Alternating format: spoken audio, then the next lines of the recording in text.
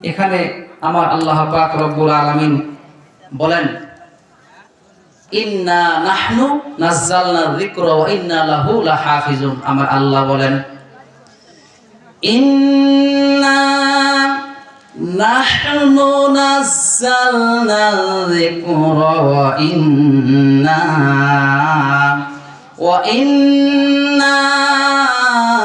লাহু লাহাফিজুন।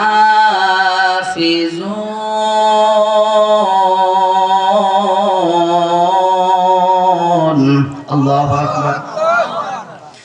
আমার মুসলমান বন্ধুগণ, কোন দিকে নজর করবেন না, গভীর মনোযোগ দিয়ে শুনবেন আমার মুসলমান বাজারেরা, আমার যুবক ভাই,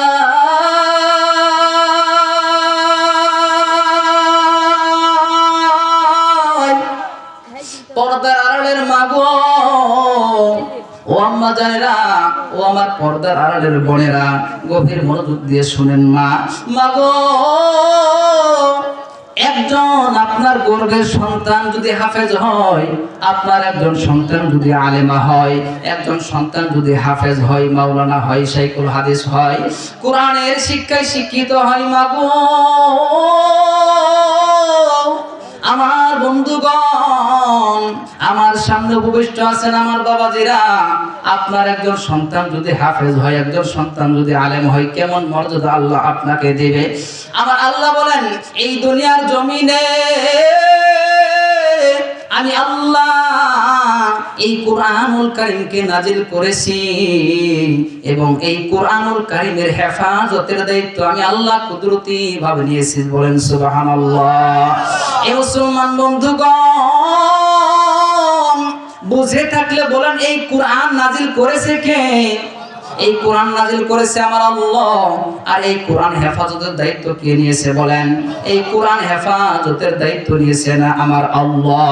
অতএব মুসলমান বন্ধুগণ, এই পৃথিবীর রাম আর বামেরা, এই পৃথিবীর ইহুদি খ্রিস্টানরা যদি মুসলমান সবাই মিলিয়া এই কোরআনুল কারীমের আলো দুনিয়ার জমিন থেকে নিভিয়ে দিতে চায়, নিশ্চিহ্ন করতে চায়, তারা কখনো কোশ্চিন কালেও এই কোরআনকে নিভিয়ে দিতে পারবে না।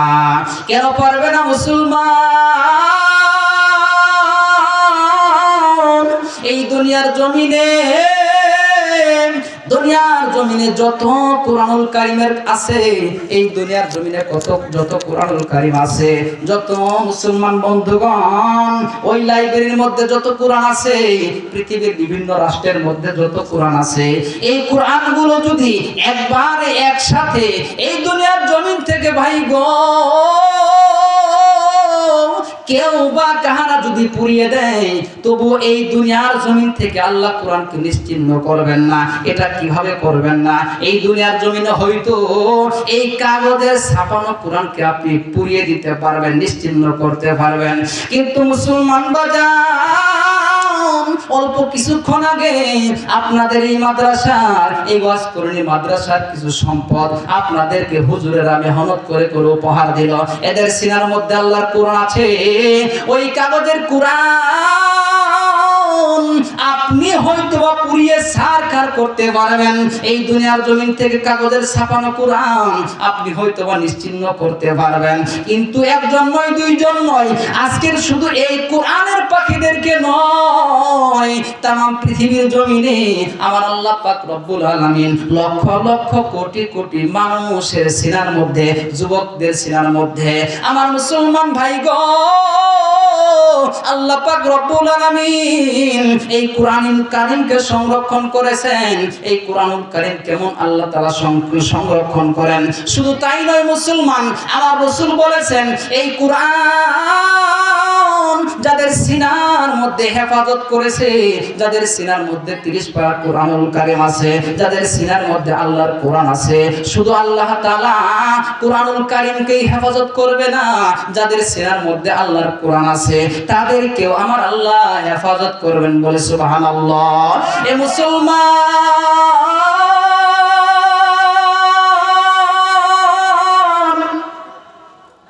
আমার আল্লাহ শুধু কোরআনকেই হেফাজত করবে না, কোরআন ওয়ালাদেরকেও হেফাজত করবে।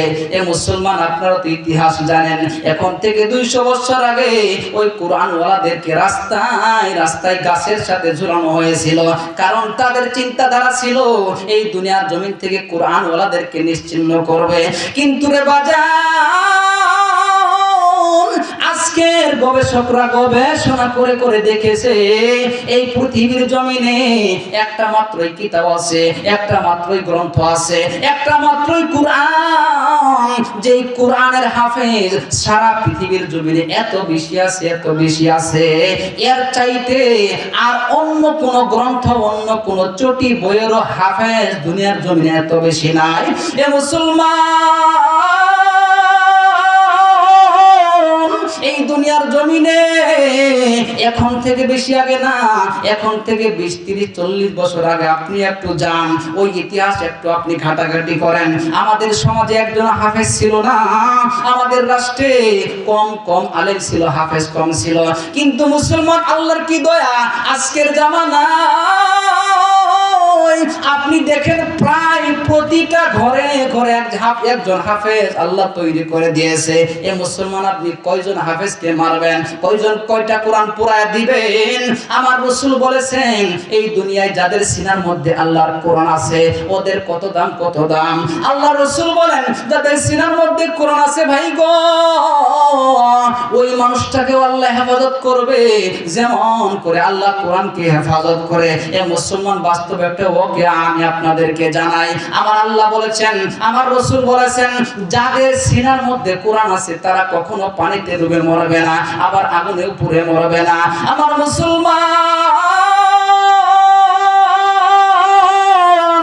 আরবের জমিনে একটা মসজিদের মধ্যে ইমাম সাহেব ফজরের নামাজ পড়ার পরে কিছু বয়ান করতেছিলেন। বয়ানের এক পর্যায়ে বললেন, ভাই বাবাজিরা, এই দুনিয়ার জমিনে তোমরা সফর করো, সফর যদি করো তোমাদের নিজেদের ভুলগুলো তোমরা ধরতে পারবা। আবার সফর করা কিন্তু ইমানের তরুতাজা হয়, ইমান মজবুত হয়। তোমরা সফর করো, সফর করো। মুহাক্কিক উলামায়ে কেরাম বলেন, এই পৃথিবীর জমিনে 2 জায়গায় মানুষের ভুল ধরা পড়ে, একটা হলো সফরে, আর একটা হলো কবরে। মুহাক্কিক উলামায়ে কেরাম বলেন, মানুষের 2 জায়গায় ভুল ধরা পড়ে, 2 জায়গায় অন্যায় ধরা পড়ে।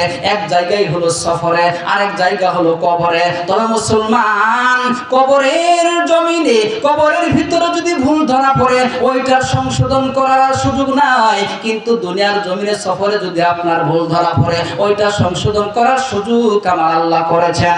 এইবার ইমাম সাহেবের কাছে এমন বক্তৃতা, বয়ান, ওয়াজ, নসিহত শোনার পরে এইবার মুরব্বি বাবাজি বাড়িতে চলে গেলেন। বাড়িতে যাওয়ার পর ভাই গো,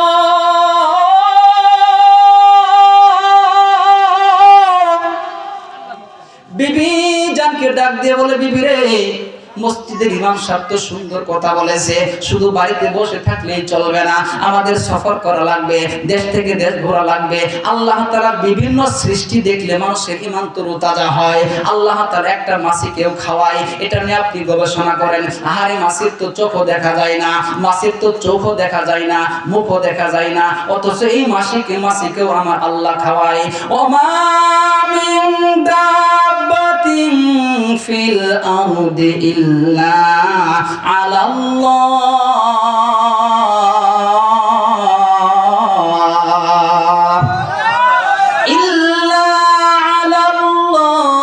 আলাল্লাহি রিজকুহা।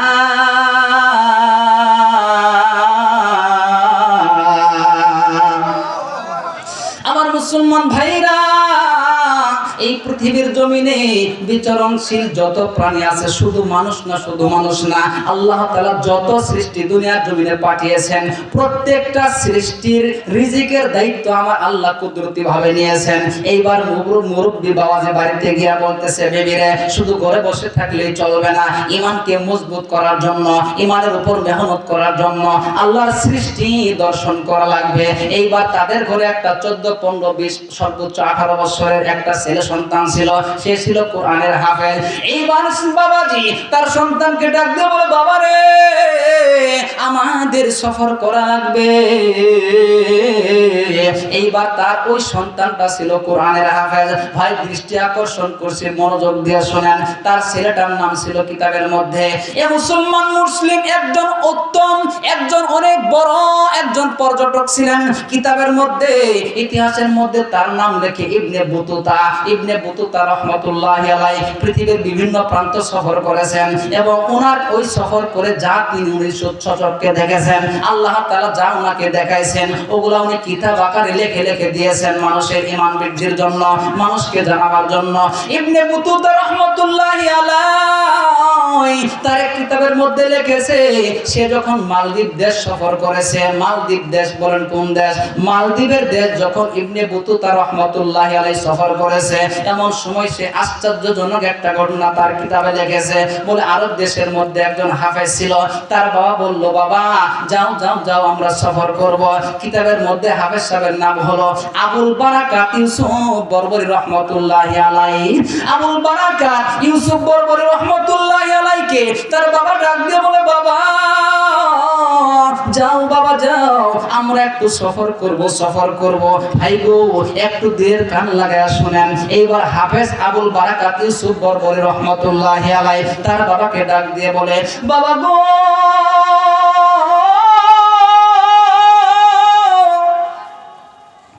আপনি সফর করবেন, আমিও সফর করব, কিন্তু বাবা আমার কাছে একটা কথা শোনেন। আল্লাহ তাআলা আপনাকে দৃষ্টি দিয়েছে, চক্ষু দিয়েছে, এই চোখ দ্বারা আপনি আল্লাহর অন্যান্য সৃষ্টি মাখলুক দেখবেন, কিন্তু আমি আমার চক্ষু দ্বারা অন্য কোন সৃষ্টি আমি দর্শন করব না, দেখব না। আমি আল্লাহর কোরআনকে দেখে দেখে পড়ব। জোরে বলেন সুবহানাল্লাহ। এ মুসলমান ভাই, পর্দার আড়ালের মা গো, এখন থেকে 15-20 বছর আগে সকালবেলা যখন আমরা নামাজে বের হইতাম, সকালবেলা যখন আমরা উঠতাম, তখন আমাদের দাদি মাদের কণ্ঠের আওয়াজ, কোরআনের তেলাওয়াতের আওয়াজ আমাদের কানে আসতো। কিন্তু মাগো এখন আমাদের ঘরে আর কোরআন নাই, এখন আমাদের ঘরে আর জলচকি নাই। আগেকার মানুষের ঘরে জলচকি ছিল, ঘরটা ছোট থাকলেও জলচকি ছিল, সেখানে নামাজ পড়তো। কিন্তু ভাই গো এখন আমাদের ঘরে 20/24 ইঞ্চি এলইডি টিভির জায়গা হয়, কিন্তু জলচকির জায়গা হয় না, ওই কোরআনের জায়গা হয় না। কোরআনটার ভিতরে একটা কাপড় দিয়ে পেঁচায়া এমন ভাবে রাখা হয়, ওইটা জনমের তরে রাখা হয়। একদিনও মোছারও সময় নাই, পরিষ্কার করারও সময় নাই। বছরে একবার দুইবার হয়তো পরে, কিন্তু ওই টিভির সাথে ওই কোরআনুল কারীমের সাথেই রাখা। আল্লাহ পাক রব্বুল আলামিন যে কোরআন নাজিল করেছেন, এই কোরআনের কাছেই রাখা থাকে এলইডি টিভি। ওই টিভি দিনে 3-4 করে মোছে। ভাই গো এই দুনিয়ার জমিন কিন্তু থাকার জায়গা নয়, দুনিয়াতে কেউ থাকতে পারবো না, কেউ থাকতে পারবো না। এ ভাই কবরকে একটু স্মরণ করো, কবর কিন্তু ভালো জায়গা নয়। কবর কিন্তু আপনাকে চিনবে না, আমাকেও চিনবে না। কবর কিন্তু এমপি চিনবে না, মন্ত্রী চিনবে না। কবর কিন্তু প্রেসিডেন্ট চিনবে না। কবর চিনবে একমাত্র ঈমানওয়ালাকে। জোরে বলে সুবহানাল্লাহ। এইবার আবুল বারাকাত ইউসুফ বরবরি রহমাতুল্লাহি আলাইহি তার বাবাকে সুন্দর করে ডাক দিয়ে বলে, বাবা গো আমি আমার চক্ষু দ্বারা কোরআন দেখবো আর কোরআন পড়বো। ভাই গো আমাদেরকেও আমার আল্লাহ কোরআন দেখে দেখে পড়ার তৌফিক দান করবে, আল্লাহুম্মা আমিন। এবার আবুল বারাকাত ইউসুফ বরবরি রহমাতুল্লাহি আলাইহি ডাক দিয়ে বলে, বাবা গো আমি সফর করব, কিন্তু কোরআন দেখে দেখে পড়বো। বলে সমস্যা নাই, ঠিক আছে, কথা মতো কাজ। আগামীকাল সকালবেলা সফরে বের হবে। মুসলমান সফর করতে করতে করতে করতে আরব সাগর পাড়ি দিয়ে মালদ্বীপের দেশে যাবে। এই মুসলমান বন্ধুগণ কোন একটা রাষ্ট্রে যাবে, সফর করবে। ওই জামানায় আজকের জামানার মতো ওই লঞ্চ স্টিমার ছিল না। তখন পারাপার হওয়ার জন্য যেটা ছিল, যেমন বাহন ছিল, ওই রকম একটা বাহনের মধ্যে আরোহণ করলেন। সাথে ছিল বাবা এবং মা এবং হাফেজ আবুল বারাকাত ইউসুফ বরবরি রহমাতুল্লাহি আলাইহি এবং আরো কয়েকজন যাত্রী, মানে কয়েক সব মিলাই 100 জন যাত্রী হতে পারে, 100 জন যাত্রী হতে পারে। এ মুসলমান গভীর মনোযোগ দিয়ে শুনেন ভাই গো, কোরআন যাদের সিনায় আছে আল্লাহ তাদেরকে কেমন হেফাজত করে। এইবার আবুল বারাকাত ইউসুফ বরবরী রহমাতুল্লাহি আলাইহি সহ তার পরিবার সহ আর অনেক মানুষ সহ ওই ইউসুফ বরবরী রহমাতুল্লাহি আলাইহি সফর করার জন্য ওই লঞ্চ বা স্টিমারের মধ্যে উঠছে। লঞ্চ বা স্টিমারের মধ্যে ওঠার সাথে সাথে ইউসুফ বরবরী রহমাতুল্লাহি আলাইহি আবুল বারাকাত কোরআন তেলাওয়াত শুরু করে দিয়েছে। আল্লাহ তাআলা কোরআন কারীম তেলাওয়াত করতেছে, আলহামদুলিল্লাহি রাব্বিল আলামিন।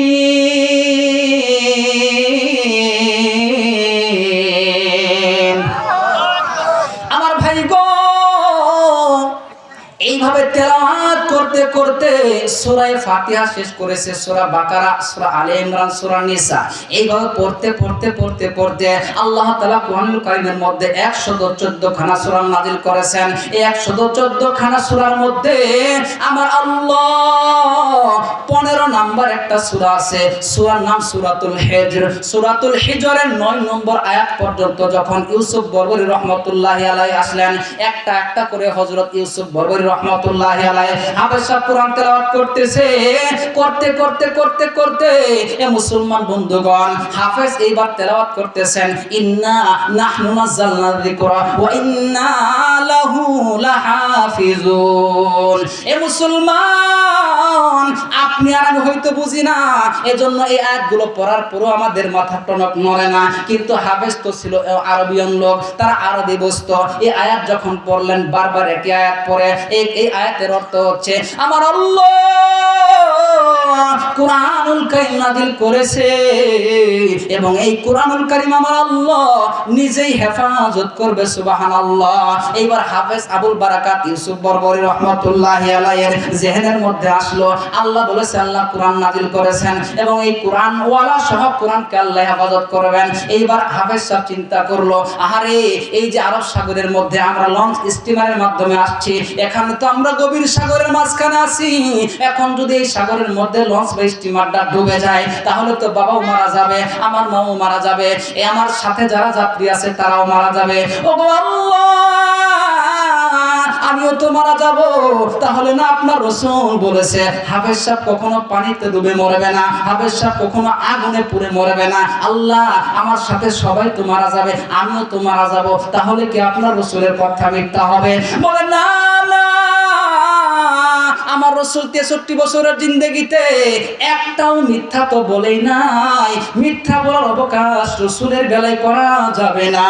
আমার রাসূল যা বলেছে সত্য বলেছে, আমার রাসূল যা বলেছে ভাই গো 100% শুধু নয়, কোটি % রাসূল সত্য বলেছে। হাফেজ সাহেব কখনো, একজন আমলওয়ালা হাফেজ সাহেব কখনো আগুনে পানিতে ডুবে মরবে না। এইবার হাফেজ সাহেব এটাই বলতেছে, আল্লাহ আমি যদি এখন লঞ্চটা ডুবে যায় তাহলে সবাই তো মরে যাব, আমিও তো মরে যাব। বুঝতেছেন আল্লাহ, বুঝতেছেন আপনি কেমনে বাঁচাইবেন আমার আল্লাহ।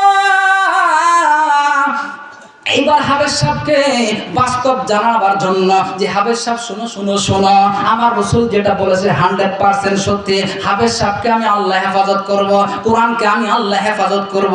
জ্বলন্ত একটা হাদিস, জ্বলন্ত একটা ওয়াকিয়া আপনাদেরকে শোনাচ্ছি। এবার সঙ্গে সঙ্গে আমার আল্লাহ ওই নদীর পানির এবং বাতাসের মধ্যে বিশাল একটা তরঙ্গ দিয়া দিল, সঙ্গে সঙ্গে বাতাস বিশাল ঝড় উঠে গেল। এই নদীর মধ্যে এক ঢেউ উঠতেছে, বারবার ঢেউ উঠতেছে, সবাই আল্লাহ আল্লাহ বলতেছে, আল্লাহ আল্লাহ বলতেছে। হঠাৎ মুসলমান ভাই গো, একটা এমন জোরে ধাক্কা আসলো, এমন জোরে একটা ঢেউ আসলো, ওই ঢেউর সাথে ধাক্কা লেগে লঞ্চ বা স্টিমারটার সাথে সাথে ডুবে যাচ্ছে। সবাই হাউমাউ করতেছে, কান্নাকাটি করতেছে, পানি খাইতেছে, ডুবে যাইতেছে, পানি পান করছে, পানি খাইতেছে আর ডুবে যাইতেছে। সবাই আস্তে আস্তে আস্তে আস্তে আবুল বারাকাতের সামনে মারা যাচ্ছে, পানিতে ডুবে যাচ্ছে। হাফেজ সাহেব আল্লাহকে বলতেছে, আল্লাহ এখন তো সবাই মারা যাচ্ছে, আল্লাহ আমিও তো কিছুক্ষণ পরে মারা যাব, তাহলে কি তোমার রাসূল মিথ্যা বলেছেন? আমার আল্লাহ বলে, না না না, রাসূলের কথা মিথ্যা হতে পারে না। এ মুসলমান যুবক, একটা ভাইকে আলেম বানাও, একটা একটা ছেলেকে হাফেজ বানাও। মা গো, ও মা, একজন হাফেজ ছেলের সন্তানের বাবা হও, মা হও। একজন হাফেজ মায়ের কত দাম, একজন হাফেজ বাবার কত দাম। এ মুসলমান বাজান, এইবার হাফেজ আবুল বারাকাত ইউসুফ বরবরি রহমতুল্লাহি আলাইহি পানি পান করতেছেন, পানি খাইতেছেন, আর আল্লাহকে বলতেছে, আল্লাহ তোমার কথাও তো মিথ্যা হয়ে গেল, মিথ্যা হয়ে যাইতেছে আল্লাহ, আমি তো এখন মরে যাব। আমার আল্লাহ পাক রব্বুল আলামিন ওই সাগরের ওই তলদেশের একটা তিমি মাছ অথবা তিমি মাছের মতো বিরাট বড় আকারের একটা মাছকে আমার আল্লাহ নির্দেশ করলেন, যাও মাছ যাও, আমার হাফেজ সাহেবের পায়ের নিচে গিয়ে দাঁড়ায়া যাও। সঙ্গে সঙ্গে আল্লাহ তাআলার নির্দেশ পাইয়া হাফেজ সাহেবের পায়ের নিচে এসে দাঁড়ায়া গেল। হাফেজ সাহেব মনে করছে মাটি পাইছি, বলে না না, মাটি না, মাটি না। এইবার আল্লাহর নির্দেশে আবুল বারাকাত কেমন একটা জায়গায় নিয়ে পৌঁছাইয়া দিলেন, এমন একটা জায়গায় নিয়ে নামা দিলেন। হাফেজ আবুল বারাকাতকে যখন রাখা হয়, ওই বালির মধ্যে যখন নামায়া দেওয়া হয়, ওই মালদ্বীপ দেশে যখন নামায়া দেওয়া হয়, আবুল বারাকাত ছিল নামাজি। ভাই গো, আমরা কেমন নামাজি, কেমন নামাজি, হেলাই খেলাই নামাজ কেটে যায়। ফজর কাটে ঘুমায়া ঘুমায়া, জোহর কাটে কাজের মধ্যে, আসর মাগরিব কাটে বাজারে, মাগরিব এশা কাটে আমাদের নিজেদের কাজে। ভাই গো, আল্লাহর কাছে কি হিসাব দিবেন? কোনো সুযোগ থাকবে না কবরের জগতে। এ মুসলমান, কবরের মধ্যে ভাই গো, সংক্ষেপে এই কথাটা আমি একটু বলে দেই, যারা জোহর বদর পড়বে না, ফজর না পড়ার কারণে ওই কবরের মধ্যে আল্লাহ বিশাল বড় বড় অজগর সাপ দিবে। এই অজগর সাপগুলো একটা নয়, দুইটা নয়, 70টা অজগর সাপ ফজর না পড়ার কারণে কবরে আল্লাহ দেয়া দিবে। এই 70টা সাপ অজগর বিষাক্ত সাপগুলো ওই ফজর না পড়নেওয়ালা ব্যক্তিকে সবল দিতে থাকবে, দংশন করতে থাকবে, কামড়াইতে থাকবে জোহর পর্যন্ত। জোহর না পড়ার কারণে আমার আল্লাহ আরো 70টা অজগর সাপ কবরে পাঠায়া দিবে। এই কবর সাপগুলো আসর পর্যন্ত তাকে কামড়াবে। আসরের নামাজ না পড়ার কারণে মাগরিব পর্যন্ত সাপ আসবে, মাগরিব থেকে এশা পর্যন্ত। যারা এশা পড়বে না, তাদের কবরে আল্লাহ সাপ পাঠা দিবে। ওই এশা সময় থেকে ফজর পর্যন্ত তাকে দংশন করতে থাকবে। ভাই গো, নিয়ত করেন আল্লাহ নামাজ পড়বো, জীবনের হায়াতের তো কোনো বিশ্বাস নাই। এ মুসলমান, নামাজের সবচেয়ে হলো মা বোনেরা। মা গো, ও আম্মা জানরা কয়দিন বাঁচবেন গ্যারান্টি নাই। যারা নামাজ না পড়েন নামাজি হয়ে যান। ও যুবক ভাই, দাড়িটা রাখো যুবক ভাই। ও যুবক, তুমি মনে করেছো তুমি বৃদ্ধ হয়ে মরবা? না ভাই, না না না, একটু গোরস্থানের দিকে তাকাও। তোমার মতো আমার মতো কত যুবক ওই কবরস্থানের মধ্যে শুয়ে রয়েছে। ভাই রে, আপনি আমি কয়জন এখন সমাজে যুবক আছে? আমার আপনার চাইতে আরো বেশিরভাগ মানুষ, বেশিরভাগ যুবক ওই কবরের মধ্যে আছে। কবর কিন্তু জায়গা ভালো নয়। এইবার হাফেজ সাহেবকে যখন ওই মালদ্বীপের দেশে নামায় দেওয়া হইল, সকাল যখন হইল, সূর্য উঠল। এইবার মালদ্বীপের দেশে, জানে না ওটা মালদ্বীপের দেশ। এইবার হাফেজ আবুল বারাকাত ইউসুফ বরবরি রহমতুল্লাহি আলাইহি আল্লাহ তাআলাকে ডাক দিয়ে বলে, ওগো মাওলা, এই কোন দেশে আমি আসলাম? এখন তো নামাজের সময় হয়েছে, সূর্য উঠে যাচ্ছে। আল্লাহ, আমি এখন নামাজ কোথায় পড়বো? এখন তো এখানে কোথাও মসজিদও দেখা যায় না, আজানের আওয়াজও তো কানে আসে না, কোনো মসজিদও দেখা যায় না, কোনো মানুষও দেখা যায় না। মরুভূমির মধ্যে আমি আসলাম। আল্লাহ, আমি এখন কোথায় যাব, কেমনে থাকবো? এইবার হাফেজ আবুল বারাকাত ইউসুফ বরবরি রহমতুল্লাহি আলাইহি এমন যখন বলতেছেন কিছুক্ষণ পর হাফেজ আবুল বারাকাত দেখতেছেন ওই দূরদেশ থেকে একজন সাধারণ একজন মানুষ সাদা ধুতি পরিয়া, একটা সাদা এরকম একটা সুতা পেঁচায়া, মানে ওই হিন্দু ব্রাহ্মণ, এবং একটা ঘুটি নিয়া এরকম উলুলু উলুলু করতে করতে হিন্দুদের মন্ত্র পড়তে পড়তে আসতেছিল। মালদ্বীপের দেশটা তদানীন্তন সময় ছিল হিন্দুদের হাতে। ওইখানে কোনো মুসলমান ছিল না, খুব কম ছিল, গোপনে ছিল। এ মুসলমান, হাফেজ আবুল বারাকাত এইবার ওই মুরব্বিকে দেখে একটু সাহস পাইলেন। ওই মুরব্বিকে দেখার পর সালাম দিলেন। সালাম দেওয়ার পর বললেন, চাচা গো, এইটা কোন দেশ? এই দেশের নাম কি? এইবার ওই মুরব্বি বললেন, বাবাজি, আগে এই দেশের নাম শোনার আগে তুমি তোমার পরিচয়টা দাও। এইবার হাফেজ আবুল বারাকাত বললেন, ও মুরব্বি বাবাজি, শুনেন শুনেন শুনেন, আমি হলাম একজন মুসলমানের ছেলে, মুসলমান, আমি একজন মুসলমানের ঘরের সন্তান, মুসলমান। আমার নাম আবুল বারাকাত ইউসুফ বরবরি। আমি হলাম কোরআনের হাফেজ। আমার আল্লাহ হলেন আমার সৃষ্টিকর্তা, আমার নেতার নাম হলেন, আমার নবীর নাম হলো মুহাম্মাদুর রাসূলুল্লাহ, আমার গ্রন্থের নাম হলো আল কোরআন। আমি পরিচয় মুসলমান বলে এই দেশে তুমি কেমনে আসলা? ওই আগের যে পিছনের যে ঘটনাটা উনি টানলেন এবং বললেন। এইবার মুরব্বী নিচের দিকে তাকায়া কি জানি বিড়বিড় করে বলতেছে। আবুল বারাকাত বলে, মুরব্বী আপনি কি চিন্তা করতেছেন বুঝলাম না। কিছুক্ষণ পর মুরব্বী হিন্দু ব্রাহ্মণটা মাথাটা উঠাইলেন, মাথাটা উঠাইয়া এইবার হাফেজ সাহেবকে ডাক দিয়ে বলে, হাফেজ সাহেব তুমি তো জানো না আমাদের দেশের বাদশাহ হলো জালিম বাদশাহ। আমাদের বাদশাহ নির্দেশ দিয়েছে, আমাদের বাদশাহ আইন পাস করেছে, এই জমিনের মধ্যে এই মালদ্বীপের দেশে যদি কোনো আল্লাহ বলনেওয়া না থাকে, এই মালদ্বীপের দেশে যদি কোরআন পড়নেওয়া না থাকে, এই মালদ্বীপের দেশে যদি কোনো কোরআনের হাফেজ থাকে এবং তাকে যদি বাদশার দরবারে ধরায়া দেওয়া হয়, তাকে পুরস্কৃত করা হবে এবং ওই হাফেজ আর মুসলমানটাকে একেবারে জিন্দা দ্বিখণ্ডিত করা হবে। নাউজুবিল্লাহ। এবার হাফেজ সাহেব বলতেছে, আল্লাহ এক জায়গা থেকে বাঁচাইলা, এখন না আমার মৃত্যু হবো। তখন হাফেজ সাহেব মুরব্বীকে বলে যে, চাচা আপনি কে? বলে, আমি হিন্দু ব্রাহ্মণ, দেখো না এই যে হাতে ঘটি, পূজা দেওয়ার জন্য যাইতেছি। বলে, তাহলে কি আমি যে মুসলমান আমাকে কি আপনি ধরায় দিবেন? এইবার হিন্দু ব্রাহ্মণ কি বলে জানেন? বলে, আমি তোমাকে ধরায় দিতাম পুরস্কারের লোভে, তবে এখন দেব না। কেন? তুমি যে একটা নাম বললা না, মুহাম্মদ সাল্লাল্লাহু আলাইহি ওয়াসাল্লাম, ওই নামটা বলার সাথে সাথে আমার দিলের মধ্যে একটা মোচড় মারছে, আমার মনটা পরিবর্তন হয়েছে, আমার ওই নামের প্রতি কেমন একটা মায়া লাগছে। তোমাকে আমি ধরায়া দেব না, তবে আমি তোমাকে বলি, তুমি এদেশে যতদিন থাকবা, তুমি যে কোরআনের হাফেজ, তুমি যে মুসলমান, এটা বলবা না, কাউকে বলবা না। বলে, চাচা তাহলে আমি থাকবো কোথায়? আমি তো এদেশে কাউকে চিনি না। বলে, এটারও একটা ব্যবস্থা আমি করতেছি। তো হাফেজ সাহেবকে এবার ওই সেই হিন্দু ব্রাহ্মণ নিয়ে গেলেন। তার একটা বোন আছে, তার বোন একা থাকে, শুধু একটা, তার বোনের একটা মেয়ে আছে, তার মেয়ে মা দুজনে বাড়িতে থাকে। এইবার হিন্দু ব্রাহ্মণ তার সাথে সাথে হাফেজ সাহেবকে নিলেন, বললেন পরিচয় গোপন রাখবা, আমি দেখি কোনো ব্যবস্থা করা যায় কিনা। এবার হাফেজ সাহেব হিন্দু ব্রাহ্মণের সাথে গেলেন। আল্লাহ দেখেন কোরআন হাফেজকে কিভাবে হেফাজত করতেছে, সামনে করবে, আর কঠিন জায়গা থেকে আল্লাহ হেফাজত করবে। মুসলমান বন্ধুগণ, এইবার হাফেজ আবুল বারাকাত ইউসুফ বরবরী রহমতুল্লাহ আলাইকে নিয়ে গেলেন তার বোনের কাছে। বোনের কাছে নিয়ে যাওয়ার পর, সংক্ষেপে বলি, ঘটনা অনেক লম্বা।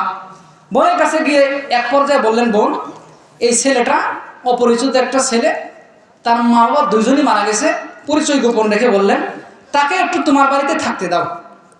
মহিলা বললেন, এটা তো রাখা যাবে না, আমরাই তো গরিব, আমরাই খেতে পারি না, থাকতে পারি না। মুসলমান বন্ধুগণ দেখবেন, মা বোনদেরকে, বয়স্ক মহিলাদেরকে যদি মা বলে ডাকা হয়, তাদের দিলটা নরম হয়ে যায়। এজন্য আমাদের দেশের ফকিররাও বড় চালাক, গিয়ে বলে না, বাবা চারটে ভিক্ষা দেন, কি বলে, মা চারটে ভিক্ষা দেন, খালাম্মা চারটে ভিক্ষা দেন। কারণ বাবার চাইতে মায়ের মনটা নরম বেশি। সুবহানাল্লাহ, এটা আল্লাহ প্রদত্ত। আল্লাহ আসলে মায়ের কলিজার মধ্যে সন্তানের প্রতি মহাব্বত আর ভালোবাসা ঢেলে দিয়েছে।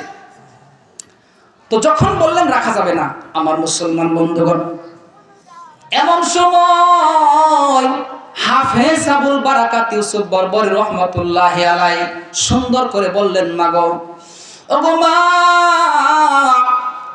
এই জমিনের মধ্যে আমার আর কেউ নাই, আমি বড় একা, আমার মাও মারা গেছে, বাবাও মারা গেছে। ও মাগো, আমাকে শুধু আপনাদের বাড়িতে একটু থাকতে দেন গো মা, আমি আপনাদেরটা খাবো না, আপনাদের কোনো কিছু আমি ব্যবহার করবো না, শুধু একটু আমাকে থাকতে দেন। আমি দিনের বেলা মাগো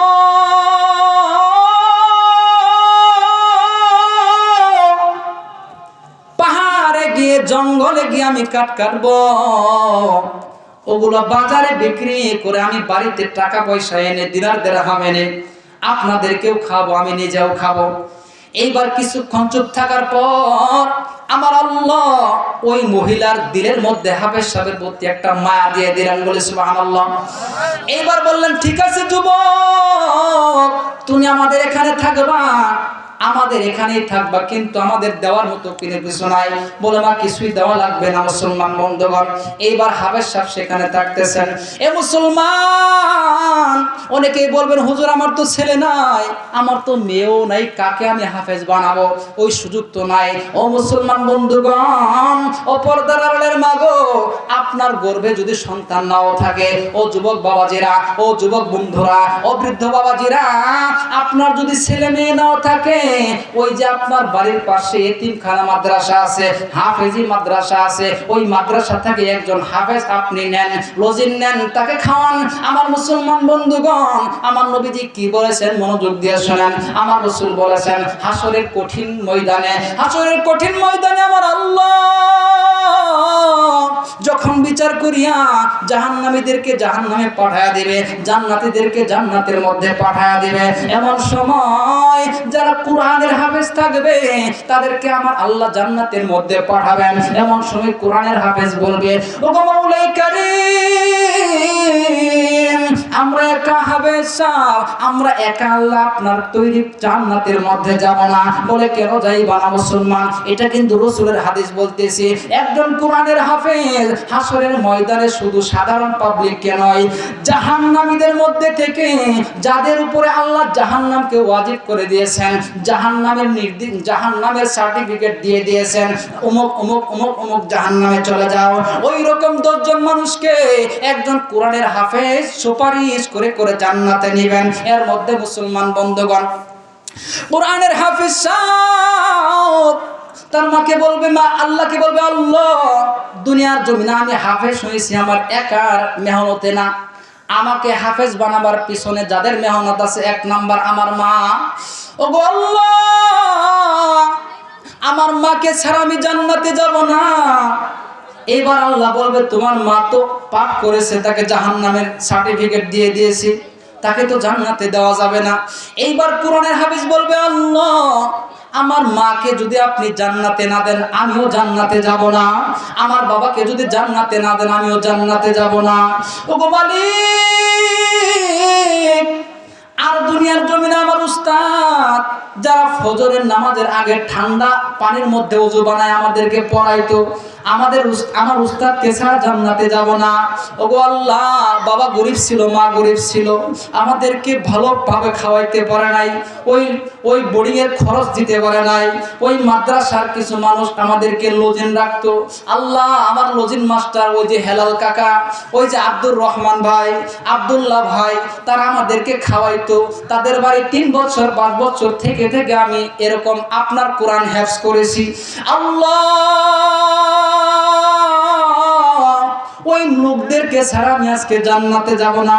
মুসলমান, ওই কঠিন হাসরের ময়দানে ওই হাফেজ সাহেব এরকম 10 জন ফাঁসির আসামি, জান্নাতের আসামিদেরকে সুপারিশ করে করে জান্নাতে নিয়ে যাবে। সুবহানাল্লাহ। এই মুসলমান বন্ধুগণ, যদি লজিন মাস্টার, যদি যারা হাফেজ আলেমদেরকে মহাব্বত করেছে, যারা হাফেজদেরকে পড়াইছে, তাদের যদি এই মর্যাদা হয়, একজন হাফেজের মা আর বাবার কেমন মর্যাদা হবে? আমার রাসূল বলেন, একজন হাফেজ সাহেবের বাবা, হাফেজ সাহেবের মাকে আল্লাহ কেমন মর্যাদা দিবে। এ মুসলমান বাবাজিরা, আজকে এই মাদ্রাসার কর্তৃপক্ষ থেকে হাফেজ যারা হয়েছে তাদেরকে পাগড়ি প্রদান করা হয়েছে, হাফেজের বাবা যারা আসছিলেন তাদেরকে টুপি দেওয়া হয়েছে, কাউকে এরকম ভাবে ওই কি বলে চাদর দেওয়া হয়েছে। এ মুসলমান, এটা দুনিয়ার সামান্য সম্মান, কিন্তু মুসলমান বাবাজিরা, একজন কোরআনের হাফেজের মা বাবাকে হাসরের ময়দানে রব্বুল আলামিন এমন একটা টুপি পরায়া দিবে, এমন একটা তাজ পরায়া দিবে, এমন একটা টুপি পরায়া দিবে, ওই টুপির আলো এত বেশি হবে। আমার মুসলমান বন্ধুগণ, আমার রাসূল বলেছেন, হাফেজে কোরআনের মা বাবার মাথার মধ্যে আল্লাহ তাআলা এত বেশি আলোকিত নূরের টুপি পরায়া দিবেন, যে নূরের টুপির আলো এত বেশি হবে, ওই আলো যদি আল্লাহ পাক রব্বুল আলামিন দুনিয়ার জমিনে ছেড়ে দিতেন, তাহলে সূর্যের আলো ম্লান হয়ে যাইতো, সূর্যের আলো নিভে যাইতো। ওই মা বাবার, হাফেজ সাহেবের মা বাবার নূরের টুপির সামনে সূর্যের আলো কিছুই না। সুবহানাল্লাহ। এই মুসলমান বন্ধুগণ, শুধু তাই নয়, আরেকটা ছোট্ট একটা ওয়াকিয়া আমি আপনাদেরকে শোনাই। ভাইরে, মনে মনে নিয়ত করেন যারা বিবাহ করেন নাই, আল্লাহ একটা দিনদার মেয়ে আমাকে আপনি বিবি হিসাবে দিয়েন। ও মুসলমান বন্ধুগণ, পর্দার আড়ালের মা ও বোনেরা, যাদের এখনো বিবাহ হয় নাই, নিয়ত করুন আমার আল্লাহ আমার জীবন সঙ্গী হিসেবে এমন একটা স্বামী আমাকে দেন, যেই স্বামী হবে নামাজি, যেই স্বামী হবে দিনদার, যেই স্বামী হবে টুপিওয়ালা, যেই স্বামী হবে দাড়িওয়ালা, এবং আল্লাহ আমার গর্ভের থেকে এমন একটা সন্তান দিবেন, যেই সন্তানকে আমি ওয়াজ করিনি মাদ্রাসার মতো মাদ্রাসায় পড়াবো, হাফেজ বানাবো, আলেম বানাবো। বলে হাফেজ আলেম বানাইলে লাভ কি? এ মুসলমান, আমাদের পাশের রাষ্ট্র ইন্ডিয়ার একটা প্রদেশ, ওই প্রদেশের ঘটনা আমি আপনাদেরকে শোনাই। কিছুদিন আগের ঘটনা। একজন যুবক মোটামুটি ভালো ছিল না, অন্যায় করতো, নামাজ পড়তো না, গুনাহগার ছিল, পাপী ছিল, কিন্তু একজন বিবাহ সম্পন্ন যখন হইল, তার স্ত্রীর গর্ভে তার সন্তান আল্লাহ দেয়া দিল। সন্তানটা যখন জন্মগ্রহণ করলেন, আল্লাহ তাআলা একটা ছেলে সন্তান দিলেন। ছেলে সন্তানটার বয়স যখন 3-4-5 বছর, এমন সময় তো ওই যুবক, তার মানে ছেলে সন্তানের বাবা, ভীষণ রোগে আক্রান্ত হইলেন এবং ইন্তেকাল করার আগ মুহূর্তে তার বিবিরে ডাক দিয়ে বলে, বিবি রে, এ বিবি শোনো শোনো শোনো, আমার দিল বলতেছে আমি মনে হয় আর দুনিয়াতে থাকবো না, আমার মনে হয় হায়াত ফুরায় গেছে। ভাই গো, নিঃশ্বাসের কোনো বিশ্বাস নাই।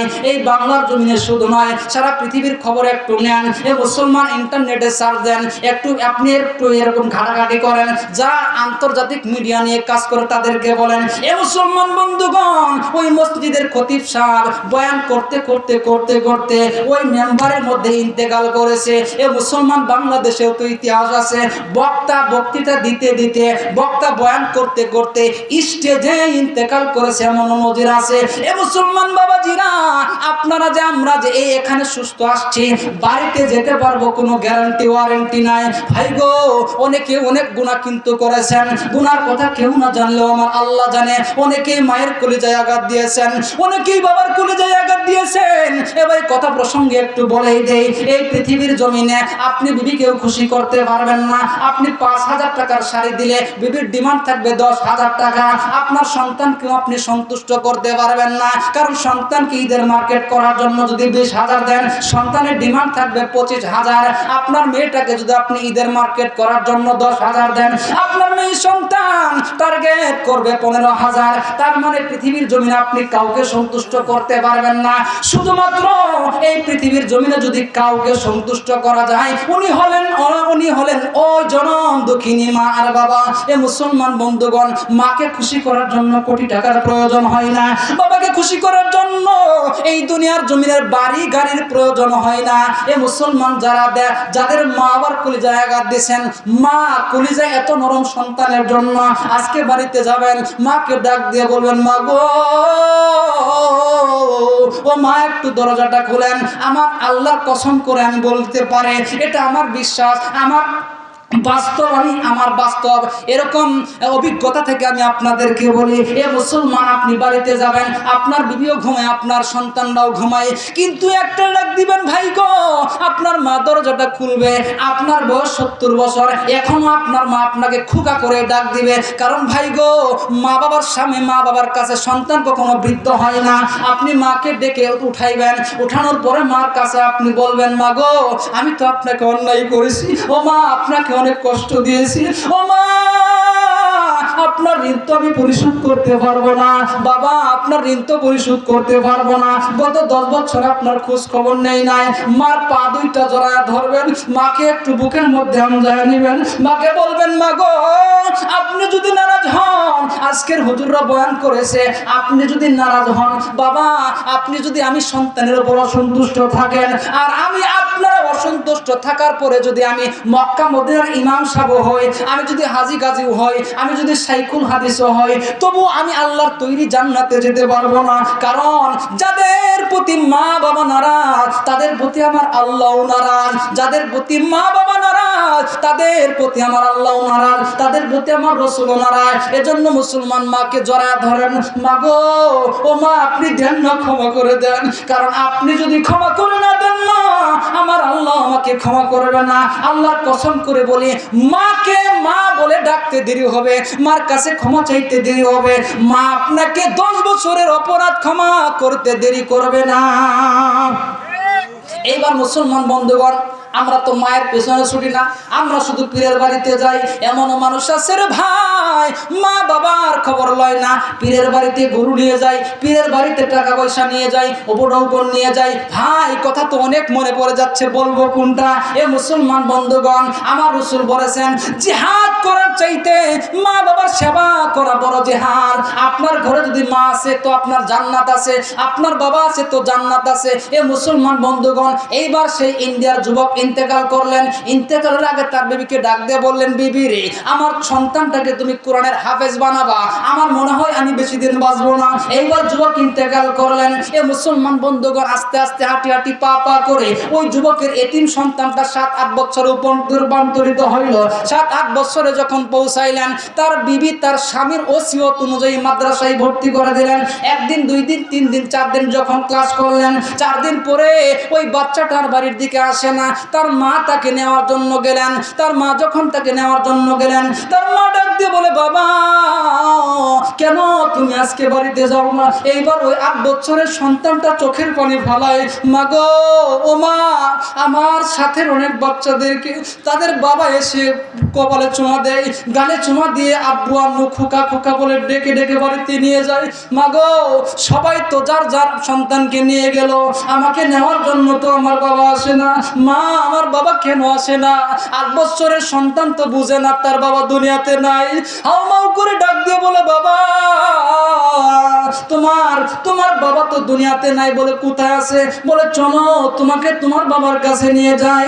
এ মুসলমান বন্ধুগণ, এইবার এই যুবকের স্ত্রী, ওই সন্তানের মা, এইবার সন্তানটাকে হাত ধরে নিয়ে গেলেন।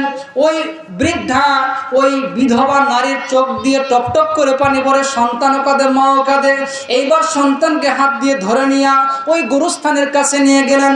এ মুসলমান বন্ধুগণ, গুরুস্থানের কাছে যখন নিয়ে গেলেন, গুরুস্থানের কাছে নেওয়ার পরে এইবার সন্তানকে ডাক দিয়ে বলে, বাবা ওই যে কর্নার একটা কবর দেখা যায়, ওই কবরেই তোমার বাবা শায়িত রয়েছে। এখন সন্তানটার একটু বুঝে আসলো যে বাবা দুনিয়ার জমিনে নাই।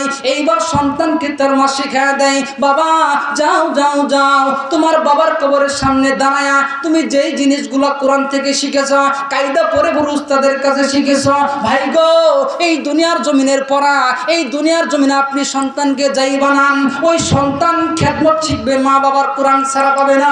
কোরআনেই মা বাবার খেদমত আছে, হাদিসেই মা বাবার খেদমত আছে। এ মুসলমান বন্ধুগণ, কোরআন পড়লে কেমন লাভ হয়? আপনি ABCD শরীয় সরায়া ক খ গ যাই পড়েন, একটা নেকিও আপনার হবে না। কিন্তু মুসলমান বন্ধুগণ, আল্লাহ পাক রব্বুল আলামিনের কোরআনের একটা হরফ পড়বেন আল্লাহ 10টা নেকি দিবে, 2টা হরফ পড়বেন আল্লাহ 20টা নেকি দিবে, 3টা হরফ পড়বেন আল্লাহ 30টা নেকি দিবে। এইবার মুসলমান বন্ধুগণ, ওই মা তার সন্তানকে বললেন, বাবা যাও যাও যাও, তুমি যাও, ওই যে কবরস্থানে তোমার বাবা শুয়ে রয়েছে, ইন্তেকাল করেছে, যাও তোমার বাবার কবরে গিয়ে একটু তুমি দোয়া করো। কি করো বলেন? কবরের কাছে গিয়ে সন্তান দোয়া করবে। কত সৌভাগ্যবান ওই মা বাবা যারা ইন্তেকাল করলে তার সন্তানটার সামনে, বাবার লাশ সামনে নিয়ে জানাজা করবে, তার মার লাশটার সামনে নিয়ে জানাজা করবে। ভাই একটা কথা বলি, আমরা তো আলেম, আমরা তো জীবন অনেক মানুষের জানাজা করছি, আল্লাহর কসম। অন্য মানুষের জানাজা যখন সামনে নিয়ে দাঁড়ায় তখন অভিনয়ের কান্না আসে, মানুষকে দেখানোর কান্না আসে, ভিতর থেকে আসে না। আর যখন বাবার লাশটা সামনে নিয়ে সন্তান দাঁড়ায় তখন কলিজা থেকে কান্না আসে, আমার বাবাও দুনিয়াতে নাই, ইন্তেকাল। কত মানুষের জানাজা পড়লো, কান্না আসে না। কিন্তু বাবার লাশটা যখন সামনে নিয়ে দাঁড়ায় তখন আর কান্না ধরে রাখতে পারে। এইবার সেই সন্তান বাবার কবরের সামনে গেলেন। সামনে গিয়া সন্তান তো কিছু পারে না, শুধু বিসমিল্লাহ শিখেছে। 3 দিনে কি শিখেছে বলেন? বিসমিল্লাহ শিখেছে। বিসমিল্লাহ লিখতে, বিসমিল্লাহ পড়তে 19টা হরফ লাগে। এক একটা হরফের বিনিময়ে আমার আল্লাহ 10টা করে নেকি দেয়। 19টা হরফ পড়লে আল্লাহ কমাস কম 190টা নেকি ওই নাবালেগ শিশু সন্তানকে আল্লাহ দিয়েছেন। 7 বছর থেকে 10 বছরের আগে বালেগ হওয়ার আগ পর্যন্ত মানুষের আমলনামা আল্লাহ খুলে না। মেয়ে হোক ছেলে হোক, যাবে বালেগা হওয়ার আগে, মেয়ে হলে বালেগা, ছেলে হলে বালেগ হওয়ার আগে আল্লাহ আমল নামা খুলে না, নেকি হইলে তার আমলে ওই নেকি যায় না, গুনাহ করলেও গুনাহ হয় না। তো ওই নাবালেগ সন্তান যদি নেকি অর্জন করে ওইটা কে পাবে? আল্লাহ রাসূল বলেন ওইটা মা আর বাবা পাবে। এজন্য ছোট্ট নাবালেগ সন্তানকে নিয়ে মসজিদে আসবেন, আপনার নামাজ না হইলেও আপনার সন্তানের নামাজের নেকি আপনি পাবেন। ও মা, আপনি যখন বাড়িতে নামাজ পড়বেন না, আপনার 7 বছর 5 বছরের মেয়ে ছেলে সন্তানটাকে সাথে নিয়ে নামাজ পড়েন, আপনার নামাজ না হইলেও আপনার সন্তানের নামাজের নেকি আপনি পেয়ে যাবেন। এইবার ওই ছোট্ট নাবালেগ সন্তান কিছু তো বুঝে না, শুধু কান্না করে, আল্লাহ ওগো মাওলা, আমার সাথে সঙ্গীদেরকে তাদের বাবা এসে এসে নিয়ে যায়। ওগো মালিক, আমার বাবা এই কবরে শুয়ে রয়েছে গো আল্লাহ, আমি তো কিছুই পারি না গো আল্লাহ। বিসমিল্লাহির রহমানির রহিম বললাম, বিসমিল্লাহ লিখতে যে শব্দগুলো লাগে এখানে দুইটা আল্লাহর নাম আছে, রহমান এবং রহিম আছে। আল্লাহ আপনি আমার বাবাকে ক্ষমা করে দেন। ভাইরে, আপনার একজন নেককার সন্তান প্রতিটা নামাজের পরে দোয়া করবে, রব্বির হামহুমা কামা রব্বায়ানি সগীরা। আপনার এমপি সন্তানটা নামাজের টাইমই পাবে না, ওই মন্ত্রী সন্তানটা তো নামাজের টাইমই পায় না। ভাই, আমি কিন্তু আমাদের পক্ষে কথা বলছি না, বাস্তব বলে। আপনার আলেম সন্তান নামাজ তো 5 ওয়াক্ত পড়বে, তাহাজ্জুদের নামাজও পড়ে, প্রতি নামাজের পরে আমরা দোয়া করি, আল্লাহ রব্বির হামহুমা কামা রব্বায়ানি সগীরা। আল্লাহ আমার মা বাবা আমাকে ছোটকালে যেমন লালন পালন করেছে, ওগো আল্লাহ আজকে ওই অসহায় অবস্থায় কবরে আছে, আমার মা বাবাকেও আপনি তেমন লালন পালন করেন। এইবার ওই ছোট্ট নাবালেগ বাচ্চা আল্লাহর কাছে দোয়া করে, আল্লাহ আমার বাবার কবরকে আপনি জান্নাত বানায় দেয়, আমার জান্নাত বানায় দেন। আমার আল্লাহ ফেরেশতাদেরকে ডাক দিয়ে বলে, ফেরেশতারা শোনো, ওই যে নাবালেগ সন্তান, ওই সন্তানের কোনো গুনাহ নাই, কিন্তু যেই লোকটার জন্য দোয়া করতেছে ওর কবরে তো নগদ আযাব হচ্ছে, কিন্তু তার সন্তান নাবালেগ ছোট্ট সন্তান শিশু বাচ্চা বিসমিল্লাহ পড়েছে। এই বিসমিল্লাহর মধ্যে আমি আল্লাহর 2টা নাম আছে, ওই নাম 2টার ওসিলা করিয়া ক্ষমা চাইতেছে। এখন আমি আল্লাহ যদি ওই বাচ্চার বাবাকে ক্ষমা না করে দেই, আমি আল্লাহর কেমন জানি ইজ্জত থাকে না। যাও ফেরেশতারা যাও, ওই নাবালেগ শিশু বাচ্চার বাবার কবরের আযাবকে তুমি বন্ধ করে দাও। একটু জোরে আওয়াজ করে কি বলা যাবে না সুবহানাল্লাহ? এজন্য মুসলমান বন্ধুগণ, যাদের সন্তান আছে তাদের কাছে যাবে, যে 5 বছরের সন্তান আছে, 2 বছরের সন্তান আছে, স্ত্রী গর্ভাবস্থায় আছে, বিয়ে করেন নাই, করবেন, নিয়ত করেন, আল্লাহ আমার একটা সন্তানকে হাফেজ বানাবো। আল্লাহ জীবনে তো আকাম কুকাম আর কম করলাম না, আল্লাহ ওসিলা যদি হয় আমার ওই নামাজি সন্তানটা, আমার ওই হাফেজ সন্তানটা আল্লাহর কাছে প্রতি নামাজের পরে পরে দোয়া করবে। ভাই গো, বাস্তব জিনিসটা একটু খেয়াল করেন, বাস্তবটা খেয়াল করেন। ওই বৃদ্ধাশ্রমে যান, কোন আলেমের মা বাবা বৃদ্ধাশ্রমে নাই, আপনি বৃদ্ধাশ্রমের ওই যারা আছে খেদমতে দায়িত্বে যারা আছে তাদের কাছে খবর নেন। এই পৃথিবীর জমিনে বৃদ্ধাশ্রমে তাদের মা বাবারা থাকে যাদের কোটি কোটি টাকা আছে, যাদের প্যান্ট শার্ট টাই পরা থাকে, কোন টুপিওয়ালা, কোন দাড়িওয়ালা, কোন নামাজের মা বাবা ওই বৃদ্ধাশ্রমে আপনি খুঁজে পাবেন না। এজন্য মুসলমান বন্ধুগণ, দুনিয়ার জন্য না হইলেও পরকালের জন্য, ওই কঠিন কিয়ামতের হাসরের ময়দানের জন্য, ওই কবরের জন্য যেখানে কেউ থাকবে না, কেউ থাকবে না, ওই পরকালের জন্য একজন সন্তান, একজন মেয়ে বা ছেলেকে হাফেজ বা হাফেজা বানাবেন। কার কার নিয়ত আছে আমার আল্লাহকে 2টা হাত তুলে দেখান। লিল্লাহে তাকবীর, নারায়ে তাকবীর। সমাধান চাও যদি জীবনে মরণে, ফিরে যাও খুঁজে নাও চোখ রাখো কোরআনে। এ মুসলমান বন্ধুগণ, আমরা সমাধান চাই, ওই বাজারে গিয়া ব্যবসা করিয়া, দোকানপাট করিয়া সমাধান চাই, কিন্তু না ভাই না, ওই সমাধান আর কল্যাণ কিন্তু দুনিয়ার জমিনে আপনি পাবেন না। সমাধান কল্যাণ আপনি পাবেন কোরআন পড়ে, আল্লাহর পক্ষ থেকে সমাধান আসবে, আল্লাহর পক্ষ থেকে শান্তি আসবে। এজন্য কবি সুন্দর করে ডেকে ডেকে বলেন, সমাধান চাও যদি জীবনে মরণে, ফিরে যাও খুঁজে নাও চোখ রাখো কোরআনে। বলেন চোখ রাখতে হবে কোথায়? এর যুবক তোমাকে আল্লাহ দুইটা চোখ দিয়েছে। কবি বলতেছেন চোখ রাখো কোরআনে। আল্লাহ বলেছেন কুল্লিল মুমিনিনা ইয়াগুদ্দু মিন আবসারিহিম ওয়া ইহফাযু ফুরুজাহুম। আল্লাহ বলেছেন দৃষ্টিটা নিচের দিকে রাখো, ভালো জিনিসের দিকে তাকাও। আমার আল্লাহ পাক রব্বুল আলামিন আপনাকে নিয়ামত স্বরূপ দুইটা চক্ষু দান করেছেন। এই পৃথিবীর জমিনে যত জায়গা আছে, তিনটা জিনিসের দিকে তাকাইলে জীবনের গুনাহ মাফ হয়, সগীরা গুনাহ আল্লাহ ক্ষমা করে দেয়। এক নাম্বার কাবার দিকে তাকাইলে আল্লাহ গুনাহ মাফ করে দেয়। দ্বিতীয় নাম্বার কোরআনের দিকে মহব্বতের নজরে তাকাইলে গুনাহ মাফ করে দেয়। তৃতীয় নাম্বার আমার আল্লাহ ওই মা বাবার দিকে তাকাইলে জিন্দেগির সগীরা গুনাহ আল্লাহ ক্ষমা করে দেয়। বলে সুবহানাল্লাহ। আমরা তাকাই তবে কাবার দিকে না, আমরা তাকাই তবে কোরআনের দিকে না, আমরা তাকাই তবে মার বাবার দিকে নয়, দয়ার নজরে তাকাই না। আমরা তাকাই নিজের হালাল স্ত্রীর দিকে তাকাই না, আমরা তাকাই পরনারীর দিকে, আমরা তাকাই বেগানা নারীর দিকে। এ যুবক কত আর গুনাহ করবারে যুবক, কখন গাড়ি মনের চিঠি এসে যায়, হাতে পায়ে ধরে বলি যুবক ওই যৌবনটাকে তুমি হেলাই খেলায় নষ্ট করিও না। আল্লাহর কাছে জবাব দেওয়া লাগবে, আল্লাহর কাছে দাঁড়াইতে হবে যুবক। সেদিন আজকের এই 2, 3, 4, 5 মিনিটের সুখ শান্তির জন্য পরকালের চিরস্থায়ী শান্তি কিন্তু তুমি হারাইবা। এজন্য কই বলেন সমাধান চাও যদি জীবনে মরণে, ফিরে যাও খুঁজে নাও চোখ রাখো কোরআনে, ফিরে যাও খুঁজে নাও চোখ রাখো কোরআনে, তবেই পাবে সুখ শান্তির ঠিকানা, তবেই পাবে সুখ শান্তির ঠিকানা। যদি মেনে নাও তুমি মনে প্রাণে সমাধান, সমাধান চাও যদি জীবনে মরণে, ফিরে যাও খুঁজে নাও চোখ রাখো কোরআনে। সবাই বলেন ফিরে যাও খুঁজে নাও চোখ রাখো, ফিরে যাও খুঁজে নাও চোখ রাখো। এ বাণী সকলের নয় শুধু মুমিনের, যারাই চলবে মেনে ফল পাবে কোরআনের। ঠিক না বলেন? এ বাণী সকলের নয় শুধু মুমিনের, যারাই চলবে মেনে ফল পাবে কোরআনের। ঘরে বলো কিবা রাষ্ট্রে বলো, ঘরে বলো কিবা রাষ্ট্রে বলো, অশান্তি দূর করে শান্তি আনে সমাধান, সমাধান চাও যদি জীবনে মরণে, ফিরে যাও খুঁজে নাও চোখ রাখো, ফিরে যাও খুঁজে নাও চোখ রাখো কোরআনে।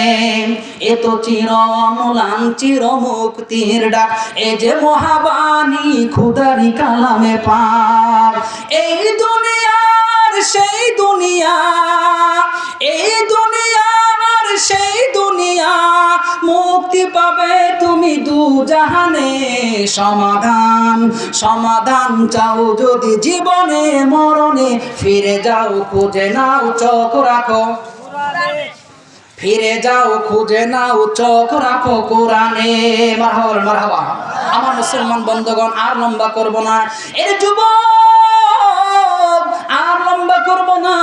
এইবার যখন রাত্রি হইল, ওই যুবকের স্ত্রী ওই শিশু বাচ্চার মা স্বপ্নে দেখতেছে, তার স্বামী তাকে স্বপ্ন দেখাইতেছে, বিবি রে আজকে 3, 4, 5 বছর হইল কবরে আছি, দুনিয়ার অন্যায় করার কারণে কবরে আযাব হচ্ছিল, কিন্তু বিবি রে শোনো, আজকে যখন আমার নাবালেগ সন্তানটা আমি বাবার কবরের সামনে গিয়া বেশি কিছু পড়ে নাই, শুধু বিসমিল্লাহ পড়েছে, আমার আল্লাহ ওই 5 বছর আমার কবরে আযাব হইতেছিল, কিন্তু আমার সন্তানের দুয়ার বদৌলতে আমার আল্লাহ আমার কবরে আযাব বন্ধ করে দিয়েছে। চিল্লা বলেন সুবহানাল্লাহ। এই মুসলমান বন্ধুগণ প্রত্যেকে নিয়ত করেন, আল্লাহ আমার ছেলে নাই তো কি হয়েছে, আমি হাফেজদেরকে লজিন রাখবো, আমার লজিন রাখার সামর্থ্য নাই তো কি হয়েছে, আমি হাফেজদের সাথে সুসম্পর্ক রাখবো, মহাব্বত করব। মসজিদে ইমামের পিছনে লাগবেন না, মসজিদের ইমামের পক্ষে থাকেন, মাদ্রাসার হুজুরের পক্ষে থাকেন, আলেমদেরকে সাপোর্ট করেন। আমার আল্লাহ আলেমদেরকে সাপোর্ট করার কারণে, আলেমদেরকে মহাব্বত করার কারণে, আলেমদেরকে ভালোবাসার কারণে ভাই গো, হাসরের কঠিন ময়দানে আলেমদের ওসিলায় আমার আল্লাহ আপনাকে জান্নাত দিয়া দিবে। সুবহানাল্লাহ।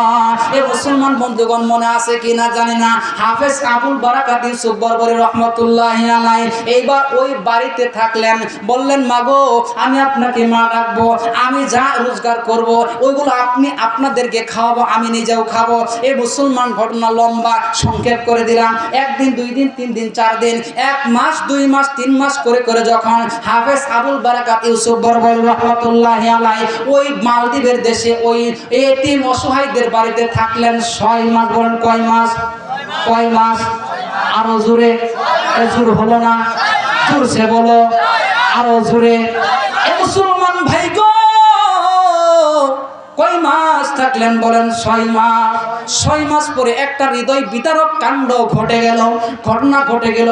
আমার আল্লাহ হাফেজকে পদে পদে কিভাবে বাঁচায়, দুনিয়ার জমিনেও আল্লাহ হাফেজদেরকে, কোরআনওয়ালাদেরকে বাঁচাবেন। ভাই গো, ওই 200 বছর আগের ঘটনা তো জানা লাগবে না, এখন থেকে 5 বছর আগের ঘটনা আপনি দেখেন। আমাদের সচককে দেখলাম, আরে নায়েবে নবীদের ওয়ারিস উলামায়ে কেরাম, তাদের তো কোনো বড় ধরনের ওইরকম অন্যায় নাই। দেখলেন না কোরআনের আলেমদেরকে, কোরআনের হাফেজদেরকে, আল্লাহওয়ালা বুজুর্গদেরকে দেখলেন না রমজান মাসে ধরে নিয়ে গেল, ইফতার করতেছে, ইফতার করতে দিল না। তারাবিহের নামাজে আছে, নামাজ পড়তে দিল না। রোজা রেখেছে, ইফতার করতে দিল না। কেউ সাহারি খাইতে বসে, খাওয়ারেও খাইতে দিল না। কেমন নিপীড়ন আলেমদের উপরে চলছে কি চলে নাই? কিন্তু আমার আল্লাহ এই কোরআনুল কারীমের রাজ এই জমিনে কায়েম করবে, আলেমদেরকে কিছুই করতে পারে নাই, সাময়িক কষ্ট দিয়েছে। আমার আল্লাহ যারা আলেমদের বিরোধিতা করেছে, যারা কোরআনের বিরোধিতা করেছে, তাদের নাম নিশানা অদূর ভবিষ্যতে বাংলার জমিনে থাকবে না।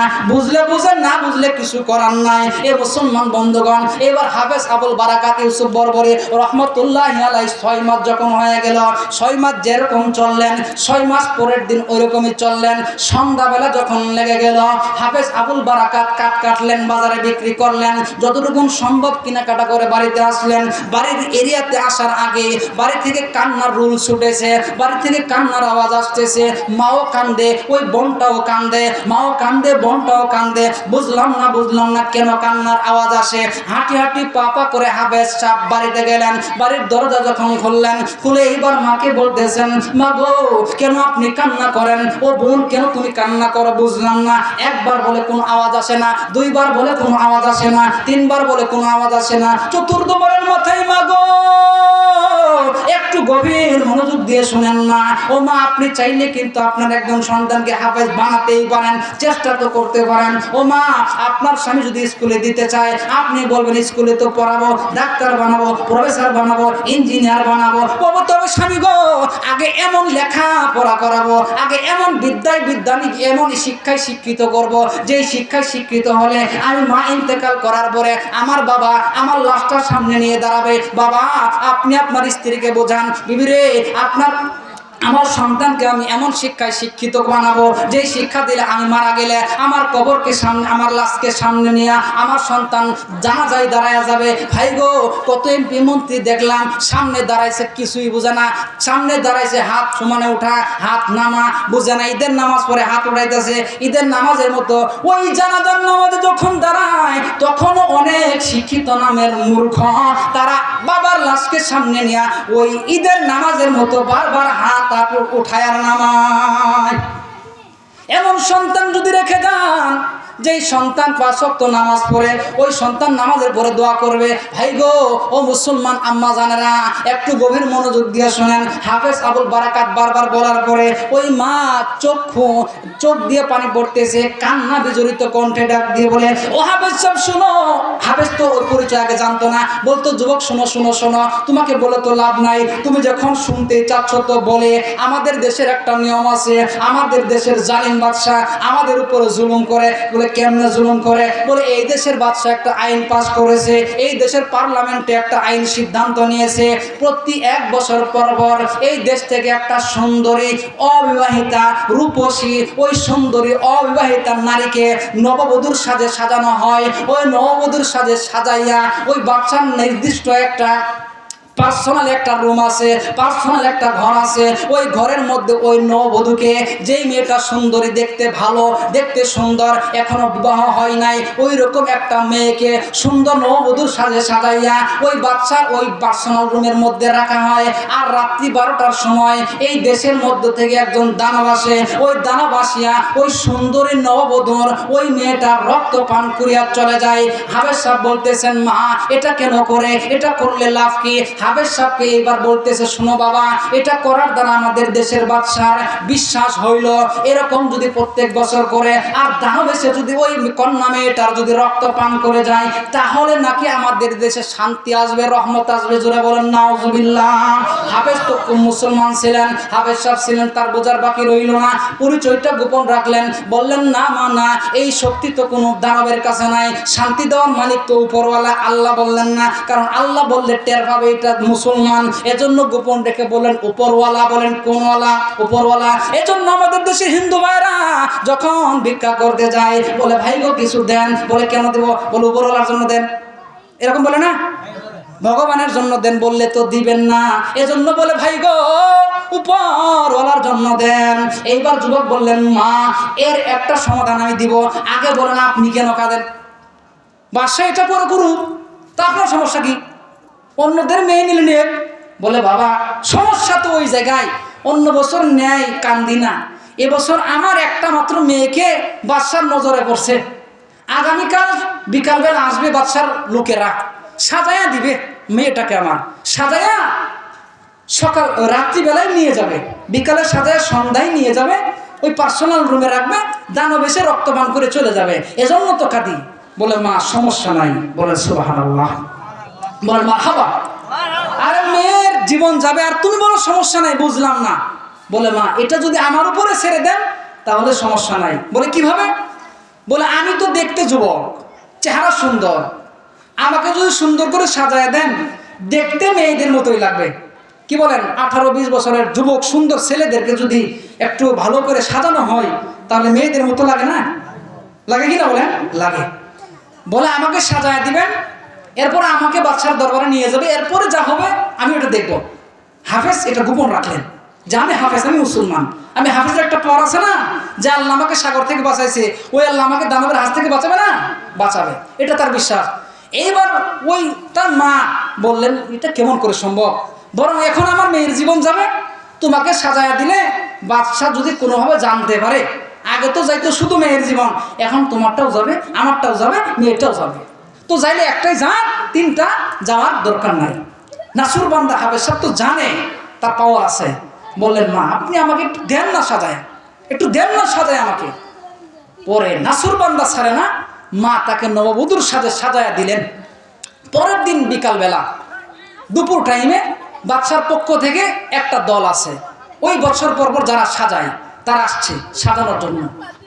মা বলতেছে সব শিখানো, মা বলতেছে যে আমার মেয়েকে তো আমি সাজাই রাখছি, তো তোমাদের আর সাজানোর প্রয়োজন হবে না।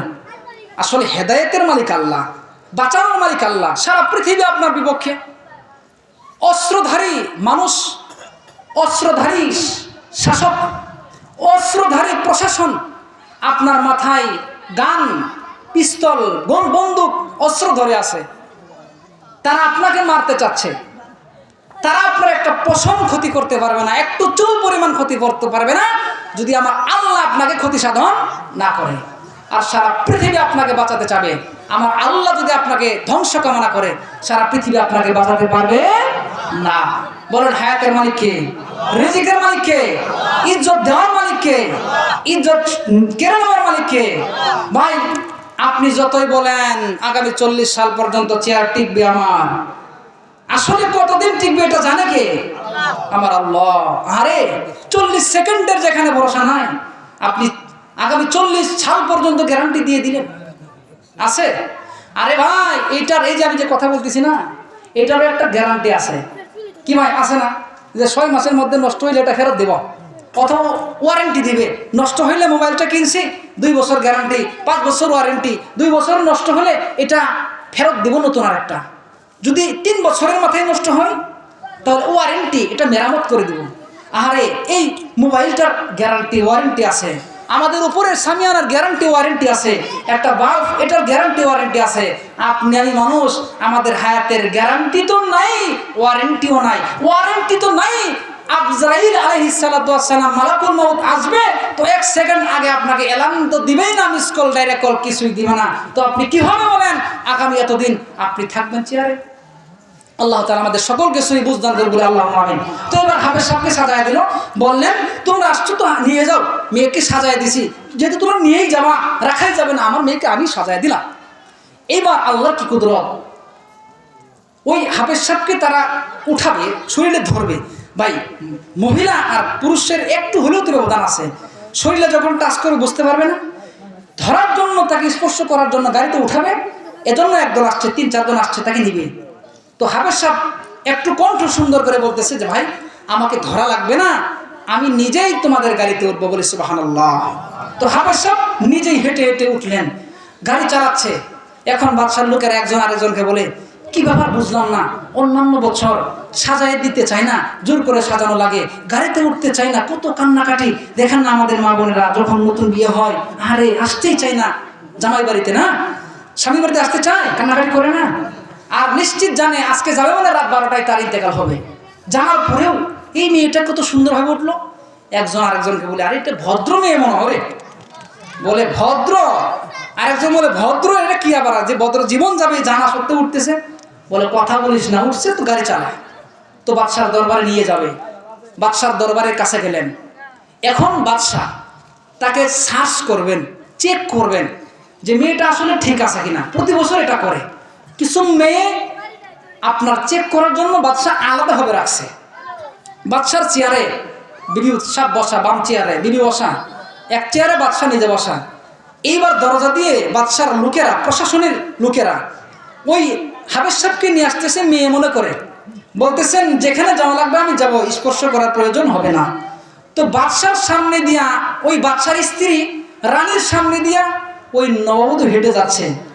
এখন ওই পার্সোনাল রুমে এই মেয়েটাকে রাখা হলো।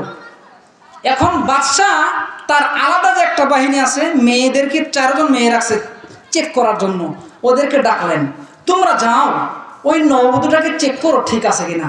এমন সময় তার পাশের থেকে তার বিবি বললেন, স্বামী গো, আপনার সাথে আমার বিবাহের সম্পর্ক আগে 30 বছর, 30 বছরে দেখেছি আপনি 30টা নববধূকে আপনি এরকম করে অন্যায়ভাবে এরকম ইন্তেকাল করাইছেন, মেরেছেন, রক্তপান করাইছেন দানবের মাধ্যম দিয়া, তাদেরকে চেক করেছেন। তবে আজকে যে মেয়েটাকে দেখলাম স্বামী, এই মেয়েটাকে আমার দেখে অন্যরকম মনে হইল। এই মেয়েটাকে যদি আপনি আপনার বাহিনীদেরকে দিয়ে চেক করান, তাহলে আমি রানী হয়ে বলতেছি আমার কাছে এটা অপমান বোধ হয়, কারণ আমিও তো একজন নারী, ও তো একজন নারী। এত সুন্দরভাবে হেঁটে যায়, এটা গত 30 বছরে দেখি নাই।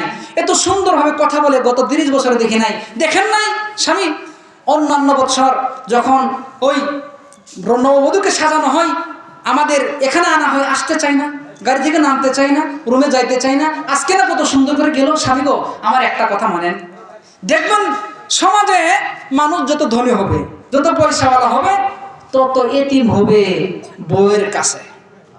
দেখবেন বউয়ের কাছে যদি বউ স্ত্রীর কাছে যদি কেউ বেড়াগিরি দেখায়, এটা রিক্সাওয়ালারাই দেখায়, ভ্যানওয়ালারাই দেখায়। কৃষিকাজ যারা করে তারাই বিবির সাথে বেড়াগিরি দেখাইতে পারে, টাইওয়ালারা পারে না, পয়সাওয়ালারা পারে না। সারা দেশ কাঁপায়, স্ত্রীর কাছে গিয়ে বিলায়, স্ত্রীর কাছে গিয়ে এতিম হয়ে যা, লক্ষ টাকা কামাই করে।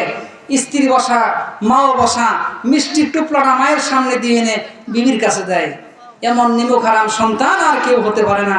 আর মাকে রেখে স্ত্রীকে দেওয়া মানে, এটা রিক্সাওয়ালা করে না, ভ্যানওয়ালা করে না, গরিব করে না, এটা ধনীরা করে। যত ধনী বেশিরভাগ, যত ধনী সবাই না, বেশিরভাগ যত ধনী স্ত্রীর কাছে তত এতিম, তত অসহায়। তো বিবি যখন বলছে, স্বামী গো আমার কথাটা মানেন, জানে যদি বিবির এই কথা না মানি, রাত 12টা বাজার আগে আমার 12টা বাজায় ছাড়বে। তো বললেন ঠিক আছে, আর চেক করার দরকার নাই, এটা আসলেই ভদ্র মেয়ে। যাও তোমরা যার যার কাজে, যার যার গন্তব্যে, যার যার রুমে, যার যার বাড়িতে গিয়ে ঘুমাও। গভীর যখন হবে, নিস্তব্ধ যখন হবে, দানব আসবে, দরজা খুলবে, মেয়েটার রক্ত পান করবে, চলে যাবে। এটা ধারণা কার বলেন? বাদশার ধারণা। সবাই যার যার মনে চলে গেল। হাফেজ আবুল বারাকাত ইউসুফ বরবরী রহমতুল্লাহি আলাইহি। মুসলমান বন্ধুগণ, আল্লাহ বলছেন ইন্না নাহনু নাযালনা যিকরা ওয়া ইন্না লাহু লাহাফিজুন।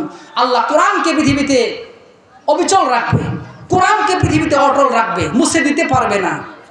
যদি আগুন লেগে যাই পুড়ে যায়, যদি আগুন লেগে যাই পুড়ে যাই, পৃথিবীর সব বইয়ের দোকান, তবু বিশ্ব থেকে হারাবে না পবিত্র আল কোরআন। যদি আগুন লেগে যাই পুড়ে যায়, যদি আগুন লেগে যাই পুড়ে যায়, পৃথিবীর সব বইয়ের দোকান, তবু বিশ্ব থেকে হারাবে না পবিত্র আল কোরআন। এ মুসলমান বাজান, এইবার সবাই যার যার রুমের মধ্যে গিয়া ঘুমায় পড়লেন। কিন্তু ওই মালদ্বীপের দেশে 3 জন মানুষের আর ঘুম হয় না। হাফেজ সাহেব সহ 4 জনের আর ঘুম নাই, তাদের ঘুম তো হারাম।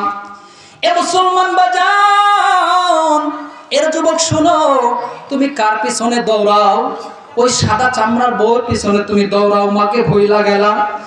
তুমি এখন যদি বিপদে পড়ো, দুনিয়ার সবাই তোমাকে ভুলে যাবে, কিন্তু মা আর বাবা তোমাকে ভুলবে না। একজন ফাঁসির আসামি চাইলে রাষ্ট্রপতি ক্ষমা করতে পারে কি পারে না বলেন? দেশের রাষ্ট্রপতি একজন ফাঁসির আসামিকে ক্ষমা করতে পারে।